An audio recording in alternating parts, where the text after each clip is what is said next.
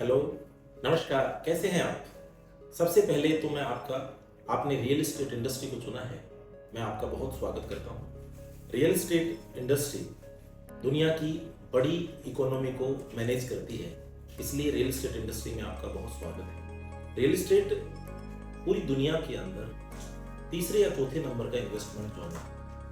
Oil के बाद, share के बाद, बैंकिंग के बाद चौथे नंबर का रियल एस्टेट सेक्टर है जिसको आपने चुना। आप रियल एस्टेट को एज ए कैरियर लेने वाले हैं तो बहुत गंभीरता से इस वीडियो को पूरा देखिए, सुनिए, समझिए। रियल एस्टेट पूरी दुनिया में जब इकोनॉमी का डाउनफॉल था 72 और उससे पहले ग्रामीण प्रदेश के लोग पहले जो पैसा कमाते थे उसका गोल्ड खरीदते थे और शहर के लोग गोल्ड खरीदते थे।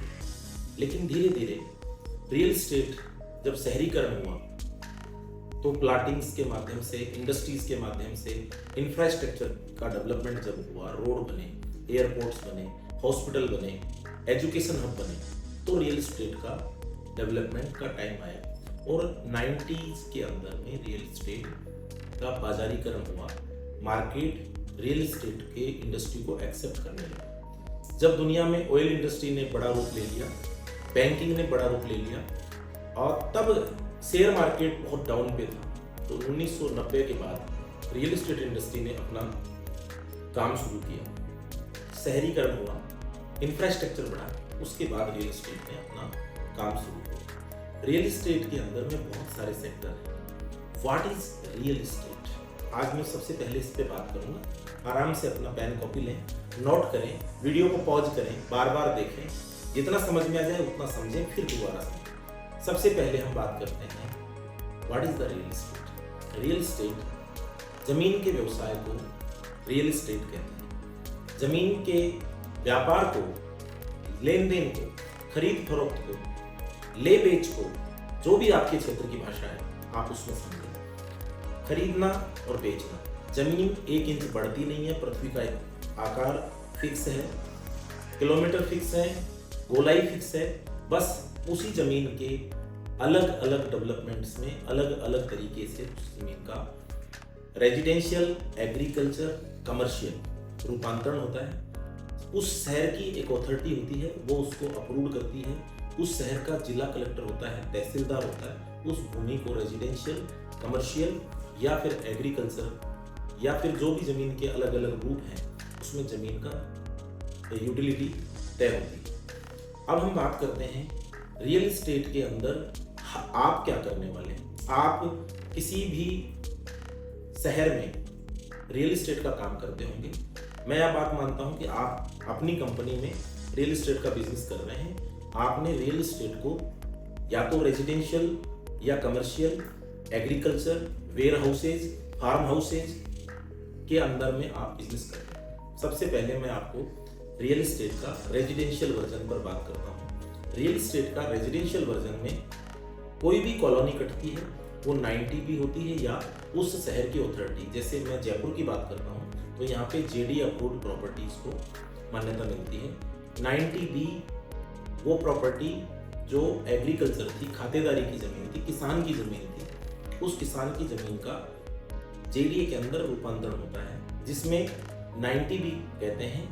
आजकल ये 90 ए हो गए, जिसमें 60-40 का रेशो होता है। 60% रेजिडेंशियल और 40% उस जमीन के हिस्से का रोड, पार्क, मंदिर और यूटिलिटीज, जिसके अंदर अगर वो अप्रूव्ड हो गई है तो उसके अंदर ये सब चीजें, रोड होना चाहिए 30 feet, 40 feet, 60 feet, 80 feet, 100 feet के रोड होने चाहिए, मंदिर होना चाहिए, पार्क होना चाहिए, जो भी समुदाय का है, मंदिर, मस्जिद, जो भी चर्च, जैन मंदिर, वो सब होने चाहिए।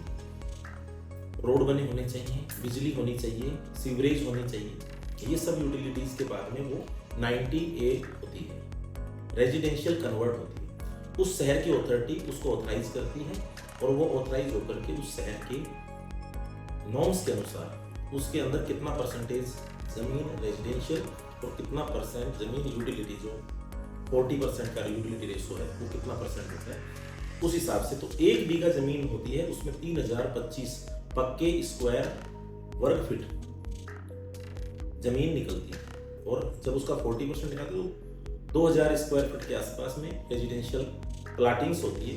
प्लाटिंग्स के फेस होते हैं, सामने कितना फीट है रोड है, उसके हिसाब से कितना फ्रंट है और कितनी डेप्थ है। जितना फ्रंट होता है उतनी उसकी डेप्थ कितनी, उसका मल्टीप्लाई कर देते हैं, डिवाइडेड बाई 9 कर देते हैं, इतने स्क्वायर यार्ड का या इतने स्क्वायर मीटर का प्लॉट है। तो प्लॉट का साइज समझ में आ गया आपको। अब उसके ऊपर में कंस्ट्रक्शन की बात करते हैं। कंस्ट्रक्शन के अंदर या तो उस पर मकान बनाते हैं या फिर बहुमंजिली बड़ा प्लॉट्स होते हैं।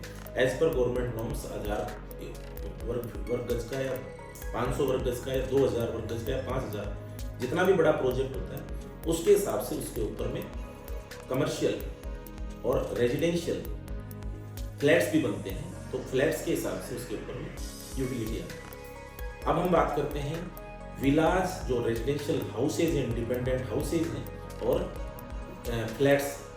तो विलाज के बारे में तो आप तकरीबन अपने सबके घर होते हैं, आप समझते हैं कितने का फ्रंट है, कितने की डेप्थ है, इतने गज का, इतने वर्ग गज का प्लॉट है, उसके ऊपर इतना कंस्ट्रक्शन हो रखा है। मैं कंस्ट्रक्शन के पहले आपको विला और मकान का तो आप समझ ही गए।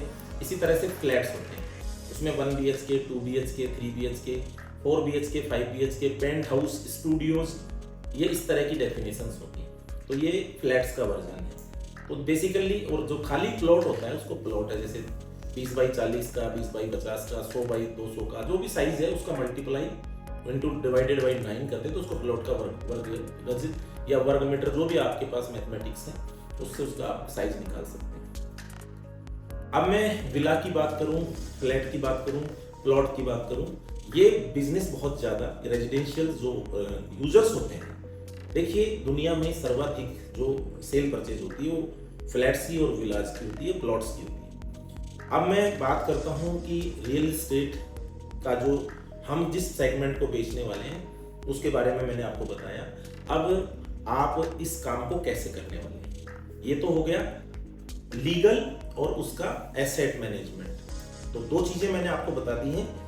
लीगल क्या है, उस शहर की अथॉरिटी से अप्रूव्ड प्रॉपर्टी है, उस शहर की नगर निगम से, नगर पालिका से, तहसीलदार से, कलेक्टर से, या उस शहर की डेवलपमेंट अथॉरिटी से अप्रूव्ड है क्या, उसमें 90B या उस अथॉरिटी से अप्रूव्ड, जैसे जयपुर में JD अप्रूव्ड होता है, जोधपुर में भी JD अप्रूव्ड होता है, अजमेर में ADA अप्रूव्ड होता है, अजमेर डेवलपमेंट अथॉरिटी, दिल्ली में DDA होता है, पूना में पूना डेवलपमेंट अथॉरिटी होता है, जैसे वृंदावन मथुरा में वृंदावन मथुरा डेवलपमेंट अथॉरिटी है। इस तरह से हर शहर का अपना अपना डेवलपमेंट अथॉरिटी है, वो उस शहर को डेवलप करता है, तो कॉलोनीज को डेवलप करता है, प्लॉट्स को भी डेवलप करता है। डेवलपमेंट का मतलब रोड बनाना है, सीवरेज है, पानी है, बिजली है, ये सरकार की जरूरत है, सरकार का मतलब ड्यूटी है कि अपने नागरिकों को ये सब लोग उपलब्ध कराता है। मैं लीगल के बाद में बात कर रहा हूँ टाइप ऑफ प्रॉपर्टी।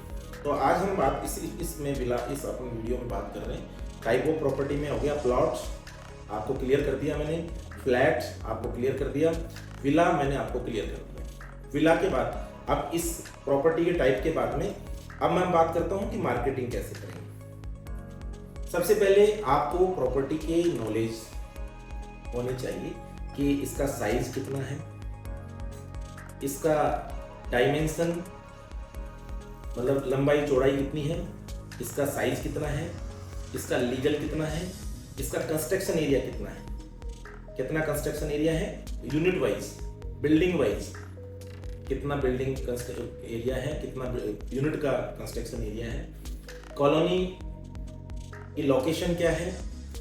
अब मैं बात करूंगा मार्केटिंग से पहले एरिया स्पेसिफिकेशन, किस एरिया में आपकी प्रॉपर्टी है। अब मैं जैसे बात करूं जयपुर की, तो जयपुर रियल एस्टेट के अंदर में क्यों बेहतर होगा। जयपुर इसलिए होगा साहब कि जयपुर गोल्डन ट्रायंगल पे स्थित है, जो टूरिज्म का गोल्डन ट्रायंगल है, जयपुर, दिल्ली और आगरा। सर्वाधिक दुनिया में भारत में आने वाला कोई भी पर्यटक 100% एक बार जयपुर आएगा, दिल्ली आएगा या आगरा जाएगा। तो जयपुर का गोल्डन ट्रायंगल के कारण से। दूसरा जयपुर जो है स्टोन, जो है प्रीशियस स्टोन, जो कीमती जो पत्थर है, हीरा, मूंगा, डायमंड, गोल्ड, इस सब चीज़ों में, मेटल्स के व्यापार में या फिर स्टोन के व्यापार में जयपुर बहुत बड़ी इंडस्ट्री में है। तो इसलिए जयपुर को बड़ा मतलब फाइनेंशियली बड़ा स्ट्रॉन्ग है। इसके कारण से भी जयपुर को इन्वेस्टमेंट का एसएमएस हॉस्पिटल नॉर्दर्न इंडिया का सबसे बड़ा हॉस्पिटल है। इस कारण से पूरा हरियाणा, पूरा पंजाब, पूरा उत्तर प्रदेश, मध्य प्रदेश और राजस्थान, इस राजस्थान की जयपुर राजधानी भी है, इसलिए राजस्थान को गोल्डन ट्रायंगल के कारण राजस्थान उत्तरी भारत का बड़ा शांत प्रदेश है और उसमें भी जयपुर बहुत पीसफुल है। यहाँ पे कोई पहाड़ी या नदी नाले बहुत ज़्यादा नहीं है, तो रेजिडेंशियल डिस्टर्बेंस नहीं है, बहुत सारी जगह पड़ी है। चाहे आप इधर दिल्ली चले जाओ, इधर अजमेर चले जाओ, इधर आप भरतपुर चले जाओ, इधर नागौर चले जाओ, सीकर चले जाओ, या काफ़ी बड़ा एरिया है, तो यहाँ पे डेवलपमेंट की पॉसिबिलिटीज बहुत ज़्यादा है। अभी जो मेन कारण है कि जयपुर के चारों तरफ रिंग रोड बन गया है, तो रिंग रोड के कारण से प्लस में बड़े बड़े हाईवेज हैं, हाईवे 8 है, 12 है, 11 है, कोटा वाला हाईवे है, आगरा वाला हाईवे, बीकानेर वाला हाईवे, दिल्ली वाला हाईवे, अजमेर वाला हाईवे, बड़े बड़े हाईवेज इसको कनेक्ट करते हैं। जयपुर राजधानी है राजस्थान की, इसके कारण भी जयपुर मेडिकल हब है, एजुकेशनल हब है, तो जो राजस्थान के छोटे छोटे गाँवों के जो सक्सेसफुल लोग हैं वो अपने बच्चों को जयपुर पढ़ाना चाहते हैं, इसलिए जयपुर एक बहुत ही अच्छी डेस्टिनेशन है।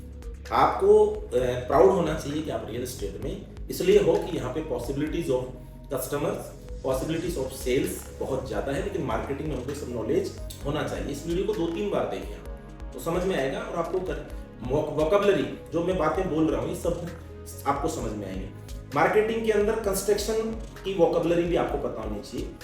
जो आपने कंस्ट्रक्शन किया, आपके बिल्डर ने कंस्ट्रक्शन किया, आपकी कंपनी ने कंस्ट्रक्शन किया है, तो उसके अंदर में प्लिंथ क्या है, राफ्टिंग क्या है, सरिया क्या है, सीमेंट क्या है, बजरी क्या है, रोड़ी क्या है, हाइट क्या है बिल्डिंग की, और टाइल्स क्या है, आपका बाथरूम में सैनिटरी क्या है, इलेक्ट्रिकल्स क्या है, फैन क्या है, ट्यूबलाइट्स क्या है, पुट्टी क्या है, कलर क्या है, बिरला पुट्टी क्या है, फॉल सीलिंग क्या है, लाइटिंग क्या है, बिल्डिंग की एमिनिटीज के बारे में बात करें, बिल्डिंग के जो एमिनिटीज हैं उसमें स्विमिंग पूल है, पार्क है, गार्डन है, या फिर रूफटॉप गार्डन है, योगा सेंटर है, डिपार्टमेंटल स्टोर है, नियर बाई डिपार्टमेंटल स्टोर है, बैंक है, उस प्रॉपर्टी का इनर और आउटर जो स्पेसिफिकेशन है वो भी आपको पता होना चाहिए।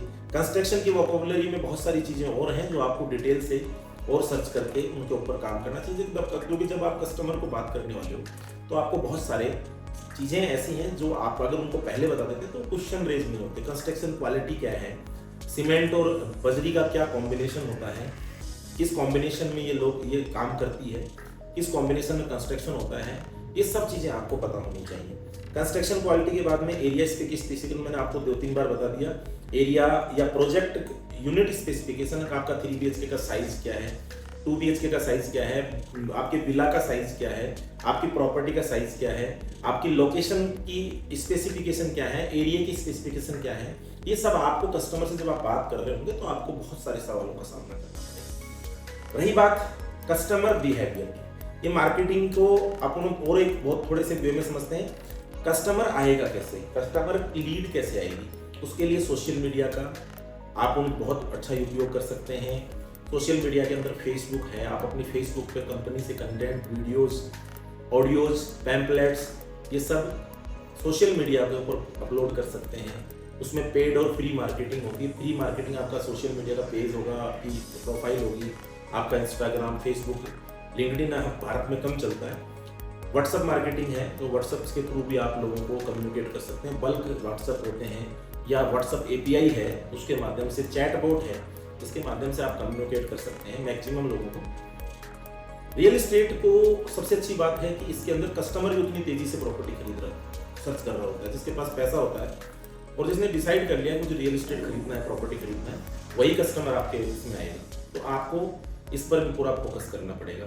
दूसरी बात जो समझने की है कि जो लीड जनरेशन है वो अपने अपने लेवल पर पुश मार्केटिंग और पुल मार्केटिंग, कॉल्ड कॉलिंग है, पैम्पलेट डिस्ट्रीब्यूशन, ऑनलाइन और ऑफलाइन प्रकार की मार्केटिंग है, जिसमें आप कस्टमर को कैसे इंटरेक्ट करते हैं, कैसे बातचीत कर सकते हैं। कस्टमर आपके पास आ गया, यस कर दिया, अब उसको आपकी जो मैंने पहले तैयारी बताई प्रोजेक्ट के बारे में, कंस्ट्रक्शन के बारे में, प्रॉपर्टी के बारे में, एरिया के बारे में, साइज के बारे में, जयपुरी क्यों, राजस्थानी क्यों, भारती क्यों, और आपकी प्रॉपर्टी क्यों, आप ही बेस्ट क्यों हैं, तो ये डिपेंड आपके मार्केटिंग हुनर पे करता है। इससे आपकी क्वालिटी, आपकी किस तरह से अपनी प्रॉपर्टी को, अपने कंपनी को, जिस कंपनी में काम करते हैं, अपने बॉसेज को किस अच्छे मन से, किस अच्छे भाव से, किस अच्छे तरीके से आप अपने प्रॉपर्टी को प्रेजेंट करते हैं, it's a very crucial point for the salesman. आप मार्केटर हैं, इस समय मार्केटिंग अच्छी कर रहे हैं, एसएमएस के थ्रू मार्केटिंग हो सकती है, ईमेल्स के थ्रू मार्केटिंग हो सकती है, सोशल मीडिया के थ्रू मार्केटिंग हो सकती है, और रियल एस्टेट के बहुत सारे पोर्टल हैं, तकरीबन सैकड़ों पोर्टल हैं, जिसमें कुछ बड़े पोर्टल है 99 मैजिक ब्रिक्स, आप अपने OLX, क्विकर, प्रॉपर्टी वालाज, कॉमन फ्लोर्स, ऐसे बहुत सारे पोर्टल्स हैं जिनके माध्यम से आप रियल एस्टेट को अपने प्रॉपर्टी को एक्सप्लोर करते हैं मार्केट में।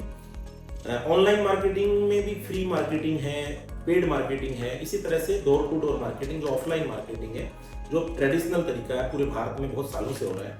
पैम्पलेट डिस्ट्रीब्यूशन है, अखबार में एडवर्टीजमेंट है, टीवी में है, होर्डिंग्स हैं, आपके प्रोजेक्ट पर मार्केटिंग है, आपके उस एरिया में मार्केटिंग है, और मार्केटिंग का भी बहुत आज स्पेसिफिक एरिया हो गया। कोई आदमी 10 लाख रुपए की वर्थ का है, उसको आप 1 करोड़ की प्रॉपर्टी दिखाने वाले हैं तो वो कोई मतलब नहीं है। जिस डेमोग्राफी का, बजट का, एरिया का, चॉइस का, लोकेशन का, इंटरेस्ट का, ये बहुत सारे जो पैरामीटर्स हैं, इनके थ्रू मार्केटिंग की जाती है। तो मार्केटिंग एक बहुत बड़ा फील्ड है, लेकिन उस प्रोजेक्ट के बारे में आपको बहुत सारी चीजें, आपको एक्सप्लेनेटरी, एग्जीक्यूटरी आपकी अच्छी होनी चाहिए। तो ये जब आप कॉलिंग करेंगे, काम करेंगे, रियल एस्टेट में आप आए हैं तो तकरीबन 6 से 12 महीने का एक समय होता है जिसमें आप एक्सपर्ट बन जाते हैं। बस रियल एस्टेट ही मुझे करना है, इस तरह का अपना आपका एक माइंडसेट होना चाहिए। इसमें शुरुआत में बड़े नेगेटिव रहते हैं, क्योंकि ये बिजनेस थोड़ा सा बड़े टिकट साइज का है। इसके परिणाम, एक तो आप एक्सपर्ट नहीं हो, एक्सपर्ट बनने में आपको टाइम लगेगा। तो बिल्कुल कोई भी कुछ भी कहे, छोड़ के नहीं जाना है, हिलना नहीं है, बस यही काम करना है। आपको कई बार परफॉर्मेंस नहीं आएगी तो आपको आपकी कंपनी डांटेगी, आपको टिके रहना है, आधी सैलरी दे रहे नहीं चलेगा, आप ये देवो कुछ भी, लेकिन एक बार सैलरी के विषय पर नहीं, अनुभव के विषय पर। रियल एस्टेट के बिजनेस में 3 लोग सफल होते हैं, जिनके एजुकेशन है, एक्सपीरियंस है और एथिक्स अच्छी है। 3E, एजुकेशन, एक्सपीरियंस और एथिक्स, जिनके ये अच्छे हैं।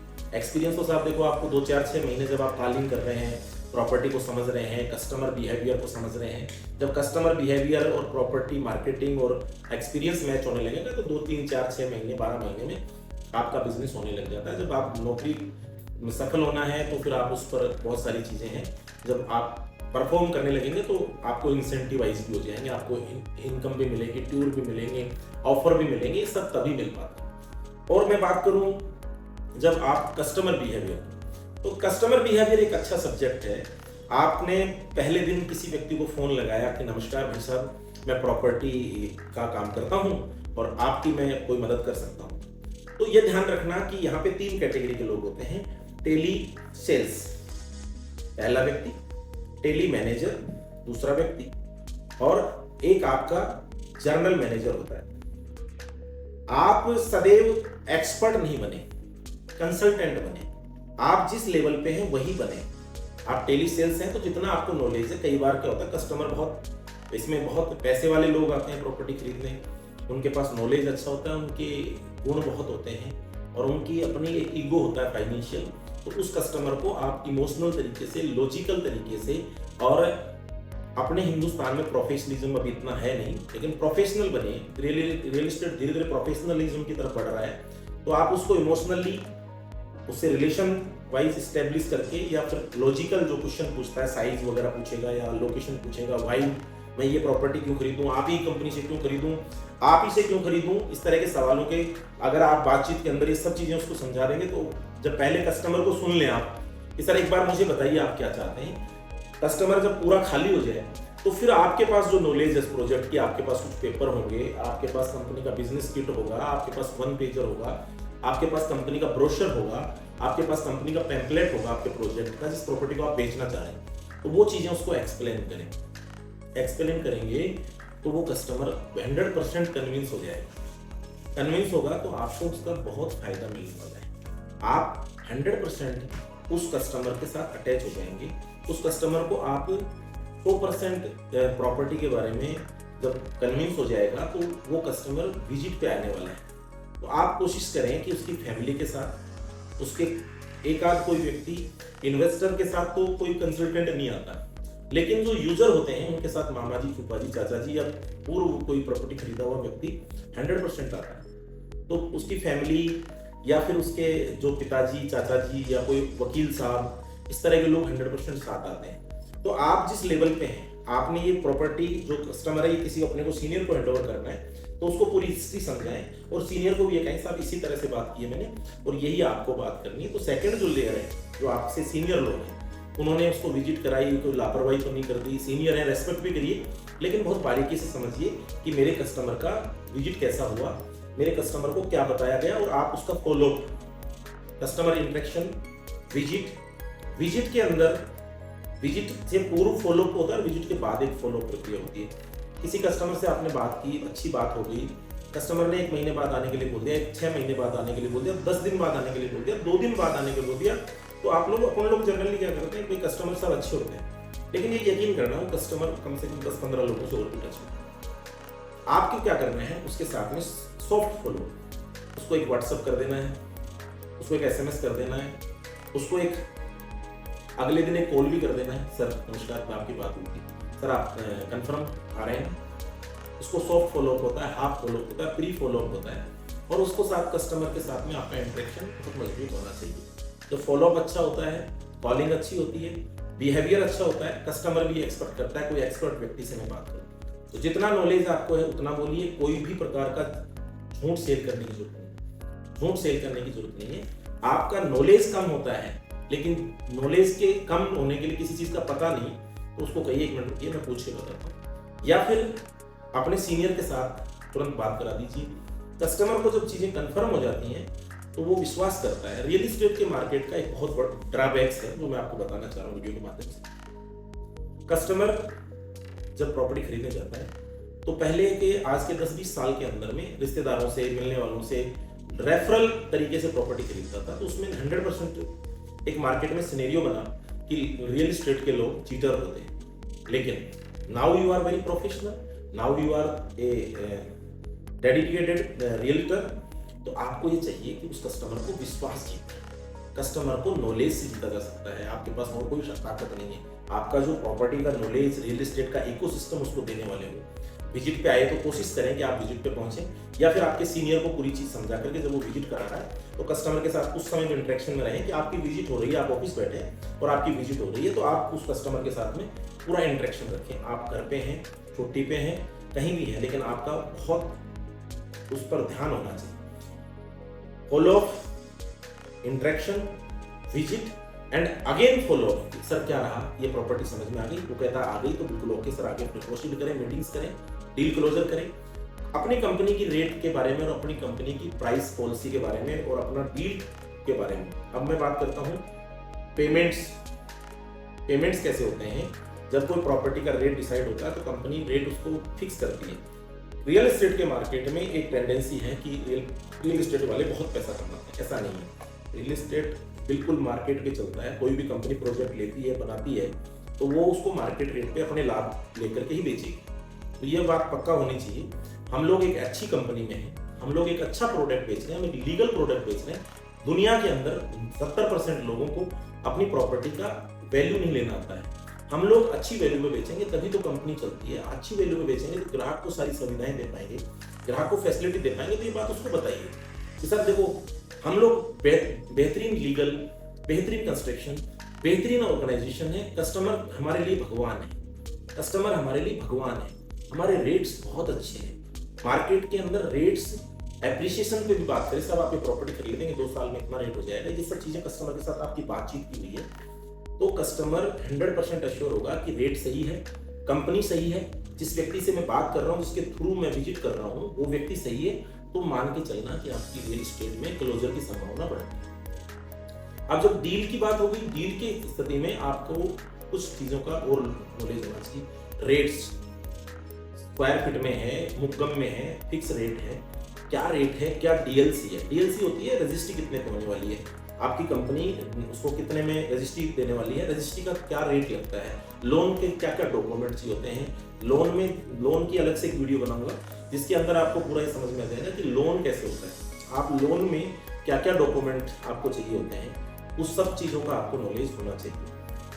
इसके बाद में रजिस्ट्री के टाइम एडवांस कितना होता है, तो 10% 20% एडवांस होता है बुकिंग अमाउंट का, और 1 महीने का से ज़्यादा टाइम नहीं होता है उसमें। उसको बाकी पेमेंट सेल्फ मैनेजमेंट से या बैंक के लोन के थ्रू उसको कराना होता है। तो ये सब चीज़ें आपको बहुत अच्छे से पता होनी चाहिए। अब मैं बात करता हूँ कि कस्टमर को आपने कमिटमेंट किया कि आपके सेल्समैन ने क्या कमिटमेंट की, कस्टमर के साथ आपका व्यवहार कैसा है। सेल्स ही नहीं करना, आपने प्रोडक्ट समझा दिया, बाकी समय उसके साथ में और भी चीजें बात करिए। जब कस्टमर बिहेवियर का पार्ट है, आपने उसको लोन के बारे में समझा दिया, कैश के बारे में समझा दिया, आपने उसको डीएलसी के बारे में समझा दिया। कोशिश करें कि कस्टमर के साथ आप कनेक्ट रहें, कस्टमर को पूरी चीजें समझाएं, वीडियो को बार बार देखें, 2-3 बार देखें। बहुत सारी चीजें हैं जो कस्टमर यही पूछता है। कस्टमर उस प्रॉपर्टी को आपकी को बुक कर लेता है, लोन हो रहा है तो लोन में कोई दिक्कत तो नहीं आ रही है, उसकी रजिस्ट्री में दिक्कत तो नहीं आ रही है, उसकी पोजीशन में कोई दिक्कत तो नहीं आ रही है। सब ये आप उसको विश्वास दिलाएं, उसको समझाएं और उसको कम्युनिकेट बहुत अच्छे से करें। रियल एस्टेट की सबसे बड़ी प्रॉब्लम है कि जैसे ही डील हो जाती है हम सोचते हैं कि अब तो हमारा कस्टमर हमने काट लिया। नहीं, कस्टमर मुख्य अतिथि है, मुख्य अतिथि, उसका आपको बेहतरीन स्वागत, उसको इजी नहीं लेना चाहिए। उसने आपको डील करने के टाइम पे बहुत परेशान किया होगा, लेकिन अब वो हमारी कंपनी की असेट है।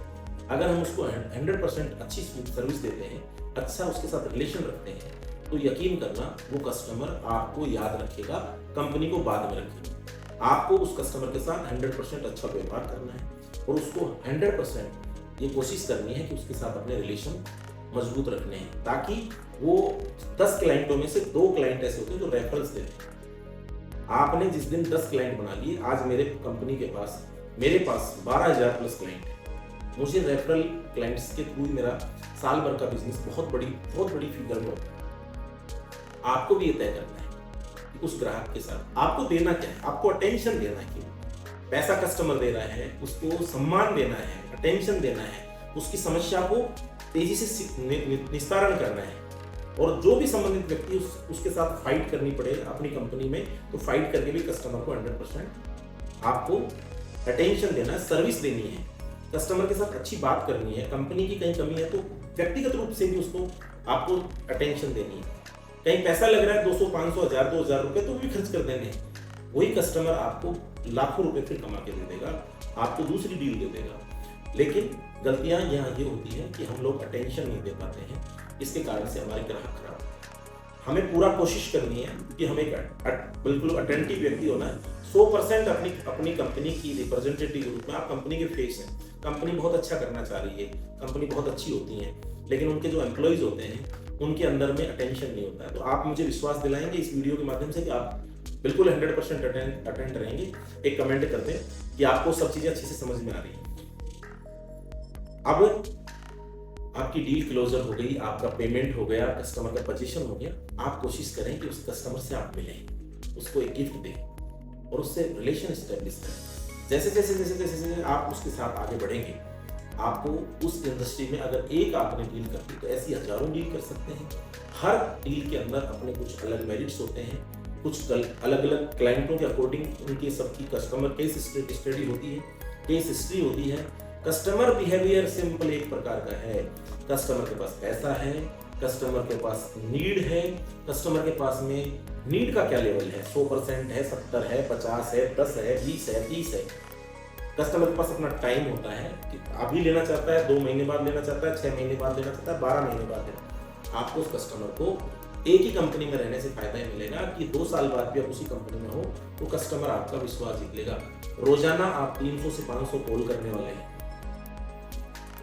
50 अच्छे क्लाइंटों से बात होगी आपकी, क्योंकि पुराने क्लाइंटों से भी आपको बात होने लग जाएगी। इसलिए आपका रोटेशन एक ही ऑर्गेनाइजेशन में एक ही तरीके से बहुत लंबा चलता है। रियल एस्टेट में बेसिक से शुरू होकर के लोग जीएम तक बनते हैं और उनके परिवार, उनकी जीवन स्टाइल सब कुछ अच्छी रहती है।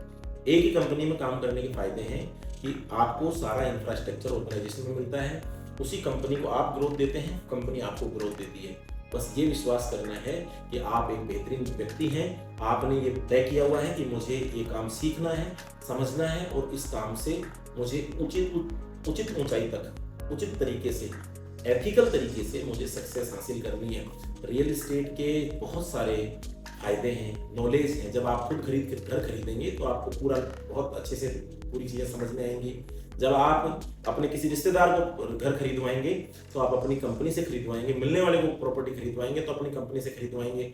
ऐसे बहुत सारे फायदे हैं। और आप कभी इन्वेस्टमेंट करेंगे तो भी बहुत सोच समझ के करेंगे, क्योंकि आपको पूरा नॉलेज है। पूरी जिंदगी के अंदर आदमी पैसा कमाता है और उसको पता नहीं होता है कि मेरा क्या होने वाला है, तो वो निश्चित रूप से कहीं ना कहीं आर्थिक नुकसान हो जाता है।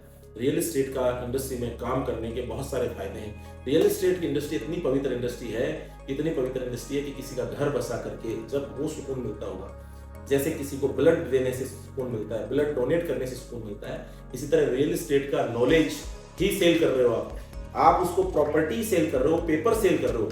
ना तो प्रॉपर्टी उठा के आप यहाँ से इधर ले जाने वाले, केवल उसको डॉक्यूमेंट सेल कर रहे हो, कॉन्सेप्ट सेल कर रहे हो, पैसा ले रहे हो और उसको पेपर सेल कर रहे हो। लेकिन ये बहुत पवित्र काम है दोस्तों। पवित्र इसलिए कि किसी व्यक्ति को घर दिलाने के बाद जब उसका परिवार उस सुकून से उस छत के नीचे सोता है तो वो एक व्यक्ति को याद रखता है, वो आपके कारण उसको घर मिला, मकान मिला, रेजिडेंस मिला। बस कोशिश करें ग्राहक के साथ चीटिंग नहीं करनी है, झूठ नहीं बोलना है। ग्राहक को भगवान समझ करके, देवता समझ करके, अतिथि समझ करके उसका छोटे छोटे ईगोज होते हैं, छोटे छोटे कंफ्यूजन होते हैं, छोटे छोटे डर होते हैं, छोटी छोटी उसके मन में शंकाएं होती हैं, छोटी छोटी उसके मन में एक चॉइस होती है। तो ये सब चीजें आपको धीरे धीरे उसके साथ रह करके, परिवार का सदस्य समझ करके, उसको कंपनी के एसेट समझ करके उसको मेंटेन करना चाहिए। वीडियो को 2 से 3 बार आप देखेंगे, मुझे पूरा विश्वास है। एक रियल एस्टेट का इकोसिस्टम पर मैंने ये वीडियो बनाया है। अच्छा लगता है कुछ लाइक शेयर करें और अपनी टीम को इस वीडियो को 1 से 2 बार और दिखाएं। जब भी आपके जीवन में कोई व्यक्ति सेल्स में आता है, रियल एस्टेट सेल्स दुनिया का सबसे बेहतरीन काम है। रियल एस्टेट सेल्स से दुनिया में बहुत सारे लोग, वारेन बफेट से लेकर के बहुत बड़े लोग, हिंदुस्तान के अंदर बहुत सारे इन्वेस्टर्स हैं, बहुत सारे यूजर्स हैं। जयपुर के अंदर बहुत बड़ा मार्केट है। बस आपको धैर्य से, ईमानदारी से इस इंडस्ट्री में 2 से 5 साल टिकना है। आप इस इंडस्ट्री के सरताज होंगे, आपको नॉलेज होगा। बस रियल एस्टेट में अगर आप सेल्स में आए हैं तो यकीन करना, इस वीडियो का अंतिम छोर लिख रहा हूँ, बोल रहा हूँ, आपकी मेमोरी ठीक है, आप अटेंटिव हैं, आप बहुत एक्टिव हैं, आप बहुत सुपर व्यक्ति बन रहे हैं। अपनी पर्सनैलिटी, आपका बॉडी लैंग्वेज कैसा है, आपका ड्रेस कोड कैसा है, आपका कम्युनिकेशन कैसा है, आपकी वॉइस कमांड कैसी है, कितना बोलना है, कब बोलना है, कहाँ बोलना है, ये सब आपको डिसाइड करना है। और अधिक जानकारी शुरू में नहीं देनी है। कितनी जानकारी देनी है, कितनी बात करनी है, कितना सब समझाना है, ये कस्टमर के साथ सेल्स के अंदर आपको समझना पड़ेगा। Marketing, sales, knowledge of property, delivery of the content, कितना कंटेंट डिलीवर करना है, ये भी आपको देखना है। अधिक जानकारी, जब कस्टमर को जो जानकारी चाहिए उतनी बतानी है, अधिक भी नहीं बोलना है, एक साथ भी नहीं बोलना है, रट्टू तोते की तरह भी नहीं बोलना है कि साहब मेरे को तो सारा ही आता है, सब कुछ मेरा ही को आता है। नहीं, बहुत आराम से, जितनी कस्टमर पूछ रहा है, जितनी आवश्यकता है, क्योंकि कस्टमर भी नॉलेजेबल है, कस्टमर फाइनेंशियली स्ट्रॉन्ग होते हैं, उनको सारा नॉलेज होता है। और कस्टमर भी बहुत पढ़ा लिखा होता है, कस्टमर भी बहुत गुणा हुआ होता है, पढ़ा लिखा नहीं है तो गुणा हुआ होता है। क्योंकि पैसे किसी व्यक्ति के पास न्यू ही नहीं होते, उसके साथ में बहुत सारी चीजें होती हैं, उसके बहुत सारे मेरिट्स होते हैं कस्टमर के, उसके कारण से उसको ये सब चीजें मिलती हैं। तो मैं ये समझा कि आपको ये सारी रियल एस्टेट का नॉलेज आपको आ गया, आप रियल एस्टेट के बारे में पूरा समझ गए। और मैं समझता हूँ कि एक रियल एस्टेट का इकोसिस्टम, इससे बेहतर कोई वीडियो नहीं हो सकता। आपकी पर्सनैलिटी अच्छी करो, आपकी नॉलेज अच्छी करो, आपका एक्सपीरियंस बढ़ाओ, और यकीन करना आपको ईमानदार रहना पड़ेगा आपके खुद के साथ, आपके खुद की कंपनी के साथ, अपने सीनियर के साथ और अपने टाइम मैनेजमेंट के साथ। जो लोग पंक्चुअल होते हैं, विनम्र होते हैं, मेहनती होते हैं, कम्युनिकेटिव होते हैं, वो रियल एस्टेट में 100% सफलता पाते हैं। मैं उम्मीद करता हूँ ये वीडियो आपको बहुत काम आएगा। आप नए हैं या बहुत पुराने हैं, इस पूरे वीडियो को अच्छा लगा है, दोबारा देखें, समझें, नोट्स बनाएं और रियल एस्टेट की बारीकियों को गहराई तक जानें, समझें और रियल एस्टेट में अच्छी सफलता हासिल करें। बहुत बहुत धन्यवाद, नमस्कार, थैंक यू।